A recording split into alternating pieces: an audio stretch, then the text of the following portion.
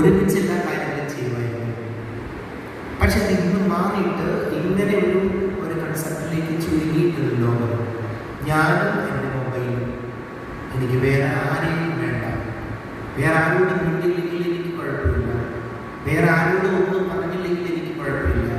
Mobile phone ഉണ്ട്, രാവിലെ എഴുന്നേൽക്കുന്നു, mobile phone നോക്കുന്നു, മറ്റു കാര്യങ്ങൾ ചെയ്യുന്നു, കാപ്പി കുടിക്കുന്നു, വീണ്ടും മൊബൈൽ ഫോൺ നോക്കുന്നു, മൊബൈൽ ആദ്യം വാട്സാപ്പ് നോക്കുന്നു, പിന്നെ ഫേസ്ബുക്ക്, പിന്നെ ഇൻസ്റ്റാഗ്രാം, പിന്നെ വീണ്ടും വാട്സാപ്പ്, ഫേസ്ബുക്ക്, ഇൻസ്റ്റാഗ്രാം, വാട്സാപ്പ്. ഇങ്ങനെ കിടന്ന് കറങ്ങി കണ്ണും കാണാതായി മുഴുവൻ സമയവും പോയി പരീക്ഷയ്ക്ക് തോറ്റ് പലരും ഇങ്ങനെ നടക്കുന്നു.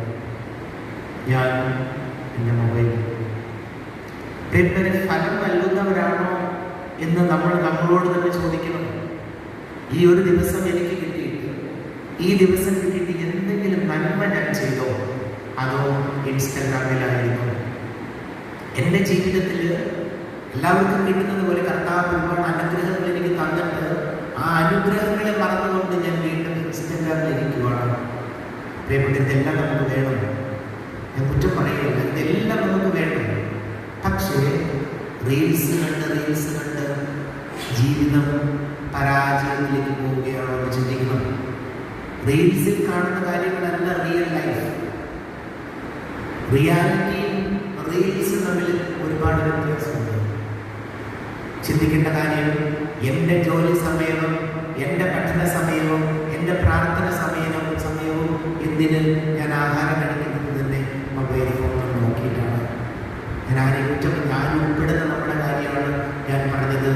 പുനഃപരിശോധനയ്ക്ക് വിധേയമാക്കുന്ന സമയം അതിക്രമിച്ചു കയറി. കൊച്ചുങ്ങൾ മാത്രമല്ല ആരെപ്പറ്റി പറയേണ്ട, യുവജനങ്ങൾ മാത്രമല്ല ആരെപ്പറ്റി പറയേണ്ട, പ്രായമായവർ പോലും ഇന്ന് മൊബൈൽ ഫോൺ ഉണ്ടെങ്കിലേ ചോറുള്ളൂ. എന്തിന്? ഒന്നും അറിയാൻ പാടില്ലാത്ത കുഞ്ഞുങ്ങൾ, ഈ കുഞ്ഞുങ്ങൾക്ക് ഭക്ഷണം കൊടുക്കണമെങ്കിൽ കാർട്ടൂൺ കാണിക്കണം. മൊബൈൽ അഡിക്ഷനിലേക്ക് മാതാപിതാക്കൾ കുഞ്ഞുങ്ങളെ പറഞ്ഞു വിടുകയാണ് ചെയ്യുന്നത്.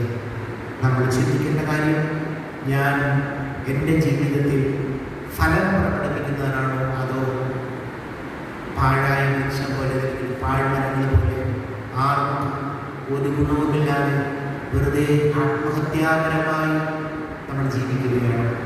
നമുക്ക് പ്രാർത്ഥിക്കാം.